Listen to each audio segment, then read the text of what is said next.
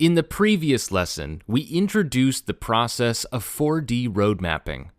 We talked about how the 4D road mapping process prioritizes brainstorming objectives and initiatives from 4 different lenses: strategy, vision, customer, and business.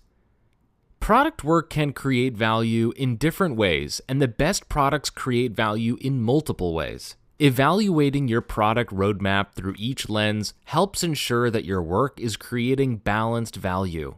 Helen Sims, former product lead at Airbnb and current head of product at Reforge, says, "You have to balance your product work. You have to keep the lights on, but also make sure you're keeping the lights on for something big." And so in this lesson, we'll dive into how each of those lenses creates value. For each lens, we'll walk through what the lens is, the benefits of brainstorming from that lens, the downsides of over-indexing on that lens, and signals that indicate a roadmap is over-indexed on that lens. First, let's cover the strategy lens. The strategy lens focuses on furthering your product along its strategic dimensions. Recall from our first module that your product strategy can be broken into 6 distinct dimensions: target audience, problem you're solving, value proposition, strategic differentiation, channel strategy, and monetization strategy. Accordingly, objectives and initiatives that fall under the strategy lens focus on better serving or expanding your target audience, more deeply solving your problem, furthering your value proposition, shoring up your strategic differentiation, improving your product channel fit, and improving your product model fit. Objectives and initiatives brainstormed from this lens tend to require longer time to implement, but are also generally more needle-moving. This is because strategy-related work often entails making major advances in your product's design or functionality. For example, consider LinkedIn Sales Navigator. Recall that one of LinkedIn Sales Navigator's key sub-value propositions was target the right buyer.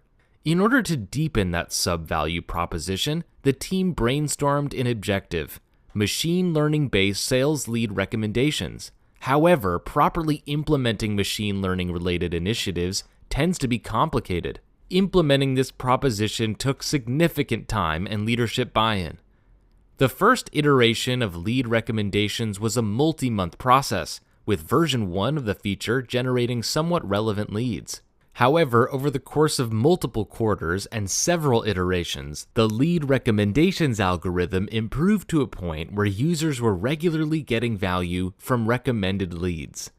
Had the LinkedIn team simply caved into the pressure of incrementally improving metrics, they would have never found the time to work on a fundamentally more strategic objective like lead recommendations. However, as beneficial as the strategy lens is, it also has its downsides if you completely focus on it. Primarily, over-indexing on strategy lens work creates the risk of the user not feeling heard. Strategic initiatives are transformational, but can take significant time and effort to develop, as seen in the LinkedIn lead recommendations example. In order to make space to work on these strategic initiatives, you often end up needing to clear the roadmap of quick, incremental work like immediate user requests. The problem is that if you don't implement at least some user requests, users start to feel like they aren't being heard. For example, consider Slack's Send Message Later feature. Users had been requesting the ability to schedule their message sends for a long time. However, Slack had historically deprioritized it in favor of other strategic initiatives like an integration with ServiceNow, a digital workflow management software. Consequently, users regularly complained that they felt like they were being ignored. So there are clearly risks to over-indexing on strategy. One potential indicator that your roadmap is over-indexed on the strategy lens is when you see a steady, unanticipated decline in metrics. Because the company isn't addressing user feedback, retention starts to drop. To illustrate an extreme version of this, consider the case study of Evernote. Evernote's core strategy was to enable fast and easy note capturing across multiple platforms. At the start, they were a major success, achieving over 10 million users and financial profitability only 3 years after launching. Fueled by this success, they attempted several major product bets that ostensibly would further their strategy. They launched Evernote Peak, Evernote Hello, and Evernote Food. However, this new wave of investment caused them to ignore customer complaints over an increasingly buggy product. Users began to churn, peaking with a viral complaint made by Jason Kincaid, a former TechCrunch writer and self-described Evernote power user.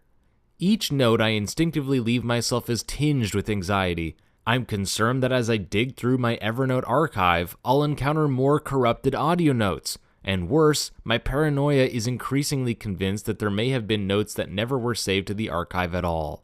By the end of 2016, high user churn on the core product, combined with lackluster results from Evernote's product bets, resulted in Evernote being a cash flow negative company once more. To mitigate risks like this, 4D roadmaps balance out strategy lens work with business and customer lens work, which is focused on producing immediate incremental improvements, often in response to current customer feedback. Now, let's cover the vision lens. The vision lens focuses on developing your product closer to the vision narrative you created in Module 2. Brainstorming from this lens forces you to actively plan work towards achieving your vision, which should create a highly needle-moving outcome when realized. By breaking your vision into a series of objectives that can be prioritized over time, you ensure that meaningful process is put into making your vision a reality.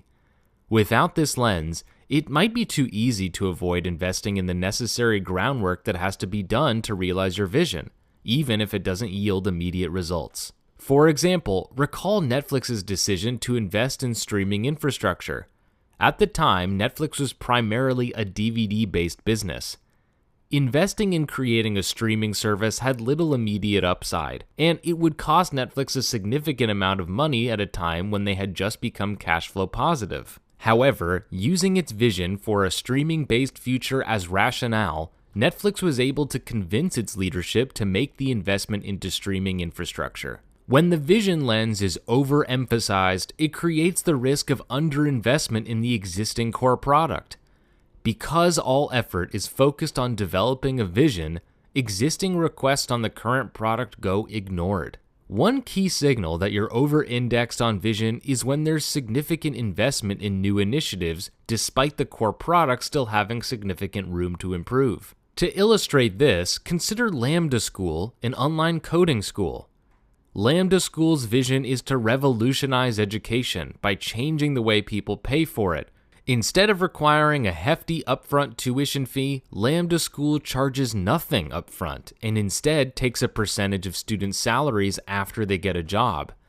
They originally focused purely on coding classes for the US population. However, to better realize their vision, they quickly branched out to not only new educational fields like UX design, but also new audiences in Africa, the UK, and the EU. The problem was that they still were figuring out a sustainable model for their core US coding programs. Starting in 2019, they started to see complaints come in about instruction quality, curriculum coverage, and the general quality of education. Additionally, lawsuits began to emerge alleging that the job placement rate was much lower than Lambda School advertised. This got to a point where Lambda School had to roll back its vision efforts to focus purely on its core, with 2 consecutive years of layoffs in 2020 and 2021. To mitigate risks like these, 4D roadmaps balance out vision lens work with customer lens work, which is heavily focused on the existing product. The third lens in 4D roadmapping is the customer lens. The customer lens focuses on solving problems that users have explicitly surfaced through feedback. Brainstorming from this lens typically creates immediate engagement wins. It ensures you incorporate customer feedback that you may not have initially anticipated in your product strategy, vision, or specs. Customers also feel like they're being listened to, and you're solving issues they've explicitly brought up. For example, take the case of Markdown at Slack. Users requested that Slack support Markdown, a specific formatting style for text. This was a very specific user request that didn't directly help Slack further its product strategy or vision. However, the implementation did help users feel like they were being heard. As a result, Slack finally decided to release its own implementation of Markdown after a number of escalating user requests. Next, let's talk about the downsides of over-indexing on customers. Over-focusing on the customer lens is one of the most common problems with roadmaps, because common wisdom is to obsess over the customer. However, over-focusing on the customer lens creates major risks. The first risk is a long-term lack of differentiation. Thomas Tungas, partner at Redpoint Ventures, says customers rarely push vendors to further their differentiation. By definition, the unique selling proposition doesn't exist elsewhere in the market, so advances or improvements to the differentiator may not be obvious to customers. In other words, listening just to customer feedback will cause you to underinvest in your differentiation. This ultimately erodes away at why customers pick you, leading to product outcomes that are worse in the long term. The second risk is a tendency to over-index on power users, which harms the product experience for the rest of the user base, and steals product effort away from features that could acquire new users. This is due to the fact that power users tend to be the most vocal in their feedback. They are not representative of the actual user base as a whole. The third risk is an overly complex product. This can happen if customers keep requesting new features to better serve niche use cases. This ends up not only diluting the product experience for other uses, but also hurting monetization. Sean Klaus, SVP of Product Management at MuleSoft, says, shipping features that aren't used leads to users thinking the product is so complex that it isn't for them anymore. Accordingly, over-indexing on the customer lens has several common signals. The first is a steady decline in the impact of product work. As easy wins from customer feedback get implemented, the impact of implementing other feedback begins to decline. To illustrate this, consider HubSpot. At one point in time, the product team was directed to build whatever was highly upvoted on User Voice, a customer-facing tool that allowed customers to vote on features. This yielded returns for a while, but quickly began to diminish after solving the most obvious and common problems. Eventually, it got to a point where the product team was working on allowing users to add profile photos to their accounts, which had nearly negligible impact on product outcomes. The second over-indexing signal is an increasingly bloated product with features that most users don't use. To illustrate this, consider Patreon. For a period of time, large individual creators threatened to leave if Patreon didn't update or add specific features.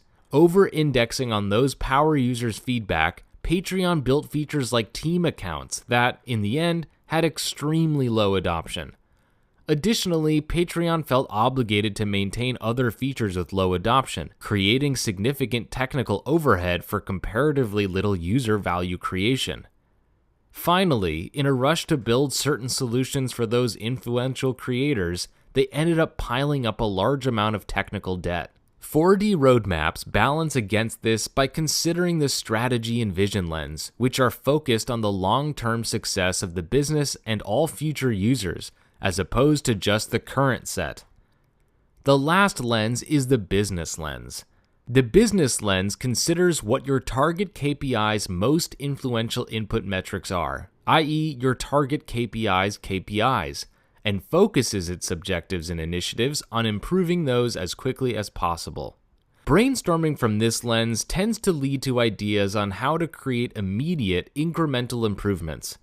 To illustrate this, let's continue discussing the above Slack case. Slack wanted to improve their free-to-paid conversion rate. To brainstorm on how to do this from a business lens, they broke this metric down into its specific inputs: total Slack users, percentage aware of paid product, percentage considering paid purchase, percentage purchasing it. In doing so, they realized that total awareness of the paid product was the main bottleneck. To fix that, they thought about initiatives that could immediately improve that. In the end, they came up with ideas such as increasing the number of emails sent about the paid product, and adding an in-product upgrade banner. These initiatives didn't necessarily create more intrinsic product value for the user, but were effective at improving business metrics quickly. Consequently, these emails and in-product banners could be considered initiatives specific to the business lens. Over-indexing on the business lens creates the risk that you over-invest in short-term incremental work and under-invest in longer-term needle-moving work. This is actually one of the most common issues with most roadmaps because rice and voting-based approaches tend to favor incremental initiatives. There are two common signals for when a business is over-indexed on the business lens. The first is a lack of significant improvements to product functionality. To illustrate this, think about Farmville, the once popular mobile game developed by Zynga. When first released, Farmville was a major hit, offering an easy hook into gaming for a mass market audience. However, as time went on, the Zynga team didn't invest in keeping the game updated and engaging to evolving audience tastes. Instead, they focused on monetization metrics, finding ways to increase social shares and virtual item purchase rates. This ultimately resulted in Farmville losing its user base and Zynga's subsequent decision to shut down the game. The second is the release of features that failed to create underlying value. In other words, the product team releases features that improve specific metrics in the short term, but quickly start declining. To illustrate this, think about LinkedIn endorsements. The original idea behind LinkedIn endorsements was relatively sound, to better enable people to find experts with the skills they were seeking. However, in a rush to optimize engagement metrics, the feature sacrificed usefulness for virality. They allowed anybody, regardless of qualification, to endorse another person for a skill set. This boosted the number of people using the feature, but erased most of the original value behind endorsements, filtering for skillful experts. 4D roadmaps reduce this risk by balancing the business lens with the strategy and vision lenses, which are explicitly focused on increasing product functionality and value. In summary, like a well-functioning team, each lens complements the other in their strengths and weaknesses. As Helen Sims says, you have to balance your product work. You have to keep the lights on, but also make sure you're keeping the lights on for something big. Working on lenses that tend to produce immediate incremental impact, like customer and business, helps keep the business moving. This happens alongside investing in the lenses that tend to produce longer-term, more needle-moving impact, like strategy and vision. The benefits, downsides, and over-indexing cues for these 4 lenses are summarized in the 4 lenses takeaway tab of the Reforge Roadmaps template. In the next lesson, we'll talk about how to apply this knowledge by beginning our walkthrough of the full 4D road mapping process.